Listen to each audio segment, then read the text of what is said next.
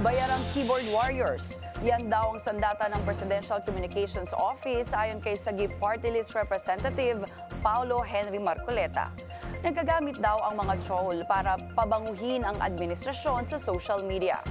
Ayon kay Congressman Marcoleta, nahihiwagahan siya sa talamak na contract of service at mga job orders sa PCO.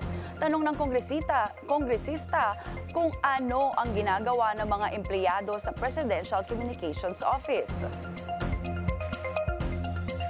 Sa aking paniniwala, itong mga job order na ito at mga contract of service ay ginagamit talaga na keyboard warriors para mag-react at mag-comment ng maganda sa mga social media platforms ng administrasyon.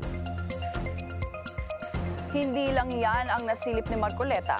Mini-maintain din daw ng PCO ang 4 na head vloggers na may tig sa 10 downline vloggers.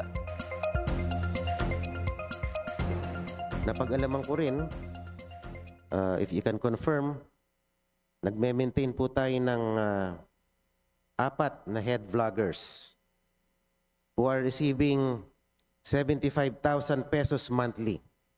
At yung bawat head vlogger na yon ay merong, kumbaga downline o meron siyang sinusupervise na 10 vloggers who receive about 10 to 50,000 pesos allowance depende sa kanilang performance.